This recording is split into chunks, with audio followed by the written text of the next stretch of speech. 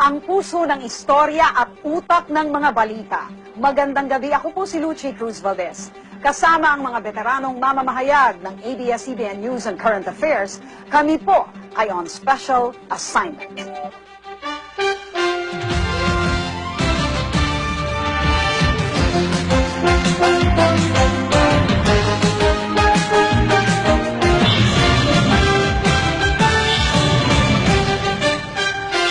Nagkakasangasangang daan ng ang dating daan, ang umiinit na girian ni Brother Eli at ng kanyang mga dating disipulo. Girian sa radyo, TV at maging sa malalaswang comics. Ano ang puno, siya rin daw bunga. Yan ay ayon mismo sa banal na salita. At pagdating sa banal na salita, isa sa mga kilalang eksperto, si Brother Eli Soriano ng ang dating daan. Dahil nga raw sa kanyang angking galing, marami ang nahikayat sumapi sa grupo niya. Pero tila unti-unti nang nababawasan ang tatas ng kanyang mga salita.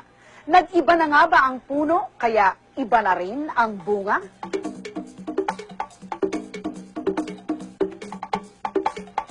Kaya nila tayong takutin, nakahanda kaming mamatay!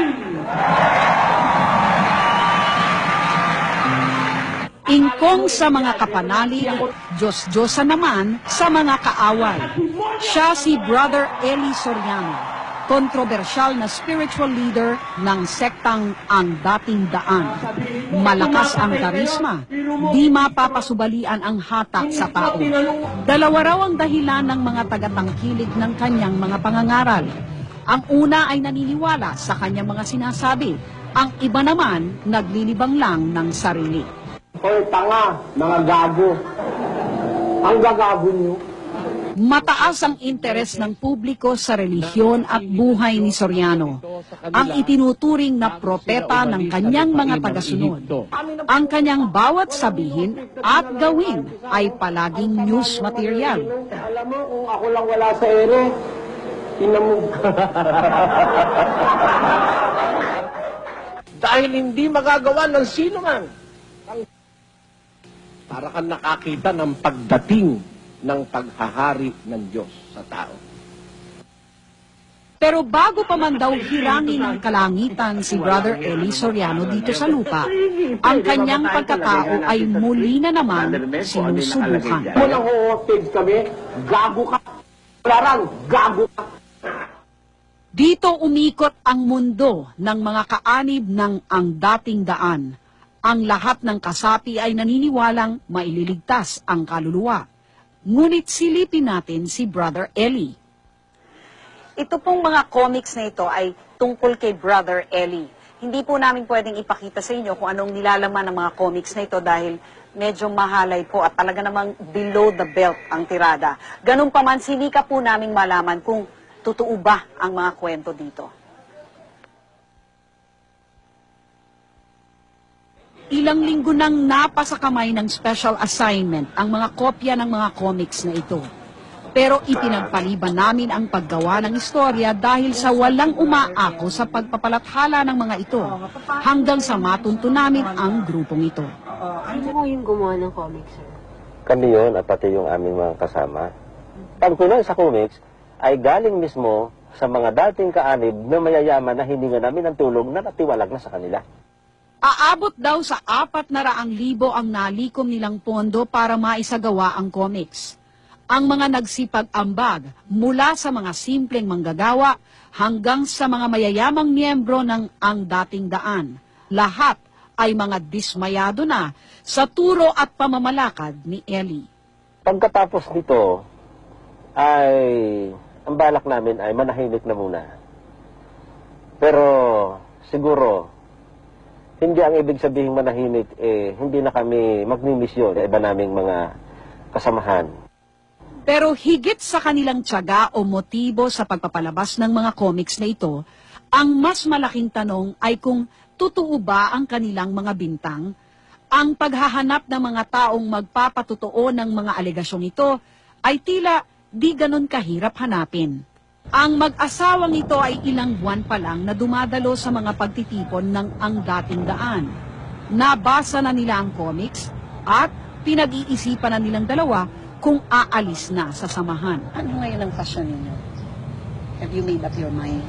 Ako po, decided na ako na yung mga naipasok ko, tilahin ko rin sila. Palabas. Bago pa raw ito ay nagsusuri na ang mag-asawa dahil marami raw ang tila kakaiba sa mga turo ni Soriano. Kalagay po kasi sa Biblia, ang Diyos kawangis ng tao. Eh kung ang tao may puwet, ang Diyos may puwet, ganun din. Nabanggit niya yun. Pati raw ang kanilang mga anak nagtatanong kung tama ba ang mga pangaral ng propetang kanilang kinikilala. Diba Satan yan? Doon parang sinilihan Ba't ng... pinapanood nyo yan? Di ba bawal manood ng mura-mura? Bakit kayo nanonood kayo niyan? I'm seeking for the truth, di ba? Tapos, but then, I found out myself na pumapalakpak ako pag nagmumura si Brother Eli. Parang nagmumura si Brother Oo, Eli. opo, nagmumura siya. Gaano kadalas ito? Madami. Pag siguro expression niya na lang yun eh. Parang Bakit siya nagmumura? pag Anong galit konteksto? siya, pag meron siyang hinahamak, Wala namang masama doon sa gago eh. Ibig sabihin ng gago, ang ibig sabihin ng bularan. Ayun. Ay, tama lang. Di ba? turning point para sa akin. Huwag ko na raw pag-aralin ang mga anak ko sa private kasi sayang lang, total malapit na ang wakas ng mundo, ibigay ko na lang sa samahan sa ang dating daan. Ito rin daw ang inutos ni Brother Eli sa dalagang ito. Huwag mag-aral at huwag mag-asawa na kanya namang sinunod. Pero ibang paglilingkod daw ang kanyang ginawa sa templo ni Brother Eli sa Apalit, Pampanga. Pangako sa amin, mag-aaral kayo ng Biblia, tuturuan kayong tumindig sa lokal kung paano magteksto. Hindi po teksto natutunan ko dun, kundi paghahalo ng semento. Yun po, kahit po menor de edad, pinag-construction po niya sa madaling salita. Mabuti na lang daw at makalipas ang ilang taon, nakalabas pa siya sa grupo at naayos niyang muli ang kanyang buhay. Naman ang gagawin mo, ginagago kami nitong mga tarantadong ito. Di ba? Hindi naman namin sinasabi eh. Saka hindi naman kami nag-umpisa nito eh. Si Mang Valeriano Miranda, napapailing na lang pag naaalala ang mga nasaksihan kay Brother Eli. Bakit ka lang nakamarka yung kampi? Sinigawan yun. O buti pa, maghubad ka na hindi na kami nahihirapan. Tama ba yung sasamangaran? Palengke at di isang banal na lugar ang tingin ni Mang Valeriano sa ADD Convention Center sa Apalit, Pampanga. Kapat ka pa nun yung tosino. Tosino, may lumpia, may mais. At saka ang maganda pa nun, may lugaw, may tokwa. At saka ang sistema, sabi ng misis ko sa akin nun, kasama ko pa ang misis ko nandoon. Hindi pa yata tayo pauwiin, hanggang gabi na. Kaya kung hindi pa tayo pauwiin, marami pang lugaw, tandaan yun. Hanggat may nilugaw, hindi ka pauwiin. Lilibang-libangin tayo. Totoo yun! Pero tila di lang ang mga pumapasok sa loob ng bakod ni Brother Eli ang may sinasabi laban sa kanya. Ang mga nasa labas ng kanilang bakod, pati tagapagpatupad ng batas, meron ding reklamo. Dating niya doon, parang siya ng hari doon, na hindi ka man makapasok, ikaw ang barangay captain. Kapag pumasok ka doon sa compound niya, may problema, hindi ka makakapasok. Pero pag sila naman na may problema, tatawagin ako, dahil kapitan ako, gagawin ko yung tungkulin ko, papasok ko doon, diretso. Isa nga bang hari ng sariling kaharian si Brother Eli Soriano? Habang binabasa ko ang mga pahina ng comics, tila mas maraming kontrobersya ang aming nabubuksan. Susunod sa special assignment, ang iba pang mga alegasyon laban kay Brother Eli.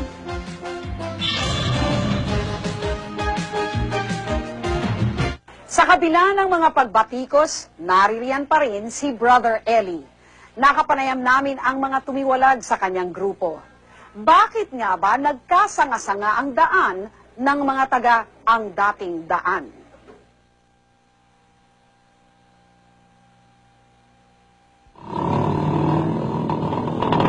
Traffic dito sa Apalit tuwing linggo. Araw kasi ng pasalamatan sa ang dating daan.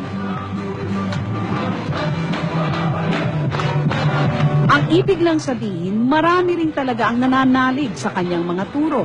Kung paniniwalaan natin ang salita ni Brother Eli, higit 20,000 miyembro na ang kaanib ng kanyang iglesia. Ang kapilya ginagawang killing field, tapos aangkinin niyo kayo sa Diyos! Mahiya ka! Gago!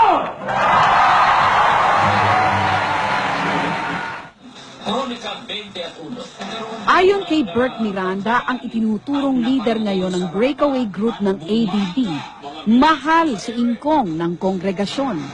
Pero kung may mga kumakalaban man ngayon kay Brother Eli, ito ay dahil niya sa sarili nitong pagkakamali. Pumapatay kayo. Kinukumpla niya yung sarili niya eh. And nalulungkot ako dahil nasa Biblia yun eh, na kapag yung mga ngaral masyadong naging malungkot, masyadong naging problematic, hindi na maglalabas ito ng mabuting aral.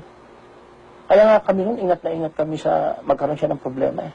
Kagaya ng sinasabi ni Bulan, ang pinaratangan... Kung gaano ang epekto ng mga turo ni Brother Eli, alam ng ina na ito. Ang kanyang anak na babae, manggagawa ni Brother Eli, pero pinagbabawalan daw na makipagkita sa kanyang pamilya. Maawa ka naman sa amin. Alam mo noon na lagi tayong nag-uusap sa telepono na nagmamakaawa ko sa yung bumalik ka sa amin. Pero ang sabi mo, hindi ka pinapayagan ni Soriano. Ngayon, alam ko pag pumunta ako dyan, sabi ng kapatid mo si Mark, kung gusto mo pa niya mang makalabas ng buhay dyan, huwag ka niyang pupunta-punta doon at alam ko niya maraming mga gwardiya dyan na hindi ka niya papapasukin. Dahil si Brother Eli ang pinagmumula ng banal na salita, alaga ng mga kasapi ang kanilang hari. Kaya ang problema daw ni Brother Eli, problema nilang lahat. Humihingi lang kong tulong. 20 milyon lang ang kailangan ko para maalisan ako ng isipin. Ewan ko kung yung palang 20 milyon, 20,000 miyembro lang na tigi 1,000, may 20 milyon na eh. Ayon kay Aida, ang una niyang kinwestiyon ay ang pangingikil ng mga alagad ni Brother Eli. Puwersahan na ang pagbibigay ng pera. Bakit Parang nasabing kursahan? dinidiktahan na po kami. Hindi na kayo makahindi? Ganun. Tsaka yung, iba pag sinabi mong love offering, kung ano yung nasa puso mo, Oo. yun ang ibibigay mo. Hindi eh, tinakdaan ka o magbigay ka ng 20,000 for this, ganun. Eh, kung hindi ka kaya, ano kaya nangyari sa'yo? Hindi ko lang alam. Si Ber Santiago, dating kabilang sa inner circle ng ang dating daan, ay nagkwento kung paano sila inuutusang mangalap ng pera. Pagpunta namin sa bahay ng mga miyembro, gabi ha, kuminsan madaling araw, sinasabi namin na kailangan ng pera ni Brad Eli o ni Ingkong. Kasi pag hindi niya nabayaran yung mga pagkakautang, makukulong siya. May terorista. Dito Yung mga wala namang malaking ari-arian, imbis na pasalamatan pag nagbibigay, pinipintasan pa raw. Nagkakasira-sira na nga yung mga tigatuwa ng ambulay, nagkakasugat-sugat na yung kamay. Makikita mo, 20 pesos lang naman. Eh sabi ko nga, kung ang nag-abuli ng 20 pesos si 20 taon, 20 taon sinaktan. Kaya sa dami daw ng tinatawag nilang abuluyan o offering, ay hindi nila maintindihan kung bakit baon sa utang ang samahan. Sana naman tulungan ninyo ako, baka meron naman kayong magagawa. Ang pinakamalaking burden ng aking kaisipan, yung ating mga obligasyon. Nang lumabas ang napakahabang listahan ng mga bank account na nakapangalan daw kay Brother Eli at sa mga malalapit nitong alagad, lumakas ang alingas-ngas tungkol sa korupsyon. Matinding pinabulaanan naman ni Brother Eli ang mga paratang tungkol sa milyon-milyong pisong bank account. Yung sinasabi ron sa comics na ako raw marami raw akong nakukurakot na pera. Ang account ko raw pito-pito. Nilagay yung account sa Metrobank. Nagtataka nga ako kung sinong gagong empleyado ng Metrobank ang nagbigay sa kanila ng account. Mahirap patunayan ang tungkol sa mga account. Kanya man ang mga ito, protektado si Brother Eli ng mga batas sa bank secrecy, ala Jose Pidal. Pero paano kaya niya sasagutin ang mga sabi-sabing ito? Mag-withdraw ka ng pera, sabing ganun. Sagot naman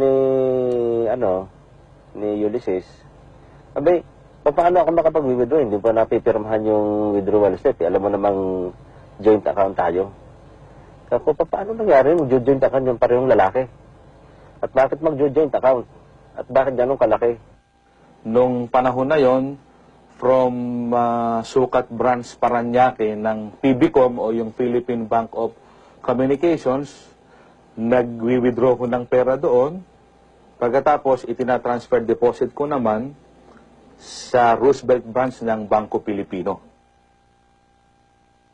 Kung pag-uusapan natin ay batas ng tao at gagamitan natin ng legalidad, sa titulo at iba pang dokumento, ang lahat ng lupa o konkretong nakatayo sa convention center na ito ay pag-aari talaga ng isang Eliseo Soriano. Kasi pinasulatan ko na siya doon sa kwan na ipile niya yung mga unpaid, yung unpaid taxes niya sa land ng kwan, doon sa sakupan niya. Hindi mo nagbabayad? Meron mga parting, mga kulang pa siyang hindi nagbabayad. Bakit? Pagkatapos ng ilang pagtatangkang makuha ang kanilang panig, dinayo na namin si Brother Eli dito mismo sa kanyang kaharian, ang ADD Convention Center sa Pampanga. Wala po kasi kaming alam tungkol dyan, yung istorya niya. Kung pwede po, huwag niyo na lang pong ipalabas. Kasi po, sinabi rin po namin dun sa letter namin, request namin, gusto lang po namin on the record po na talagang hiningan po namin yung panig. Kaya lang ayaw po magiging sa amin sa inyo. Bigo kaming makausap ang leader. Sinabi ni Brother Resty Reyes na sa Lunes pa kami pwedeng harapin ni Ingkong. Pero sa panandaliang pananahimik ni Brother Eli, ayaw naman siyang tantanan ng kanyang mga kalaban. Doon minsan nag-concert siya, patapos na nga lang nung dumating ako unti-unti siya naguhubad ng damit, ultimo sapatos, yung inuhubad niya, pinamimigay niya. Kaya lang, ang laswa kasi lalaki naguhubad sa kanya, tapos ang natira sa kanya shorts, saka t-shirt na manipis. Ang pagkamapusok na ito ay malaswaring isinalarawan sa kumalat na mga comics. Nakita ko po sila ni Hamilan na pagbukas namin ng pinto, si Soriano nakahiga, nakapantalon pero walang damit. Pero si Hamilan, hinahalik-halikan siya, nakayakap kay Soriano. Tapos nung kumakain na silang nakalapag lang dyan sa sahig, sa carpet ng hotel, kumakain sila, nagsusubuan sila ng pagkain. Para sa ilan naman, ang pagbenta ng napakamahal na ticket ng mga concert ay isa pa ring racket ni Brother Eli. Bakit nag-iba na tayo ng aral? Bakit nawala yung panalangin natin sa gabi? Bakit mga sex bombang ipinalit natin? At saka ang dami pa marami pang bagay na pwede namin pag-usapan yan bakit umalis tayo roon? Dami sa aming mga in-interview ang itinago ang kanilang pagkatao. Takot daw na balikan sila ng armed group ng samahan. Bagay na di tinatanggi ni Bert Miranda, head ng security group ni Brother Eli noon. Nagporma kami ng security group at nakikita namin may mga attempt Nakakuha kami ng mga armas. Nakakuha kami ng Armalite, ng 38, ng kung ano-ano. Sa totoo na nagtitrain kayo ng mga tao? Yes. Sa loob ng ADD? During that, papiring kami. Kasi ang ang training nun, defensive, hindi kami matakot sa putok. Pero higit sa lahat, ang paglihis daw sa orihinal na turo ng kanilang samahan ang dahilan ng pagkakaiba-iba ng landas ng mga miyembro ng Ang Dating Daan. Bakit kami gagawa nun? May pakinabang ba kami doon? Yayaman ba kami ron? Sino yayaman doon? Manganganib lang ang buhay namin doon. bakit namin ginagawa yon? Naaawa kami sa mga taong nandyan. Pasensya na po kayo mga kababayang dumalo. Pilitin man daw nila, di na nila maitugma ang itinuturo ni Eli sa ikinikilos niya. At habang tumitindi ang mga pagduda sa puno ng grupo, unti-unti namang nababali ang mga sangay nito. Karon, pararamihin mo pera no, lalong maraming maloloko yung mga yon. Hindi po wakasan ang istorya naming ito tungkol kay Brother Eli. Sa susunod na linggo, tiniyak sa amin ang kanyang kinatawan na magpapa-interview siya sa amin. Kaya ang comics ni Brother Eli itutuloy.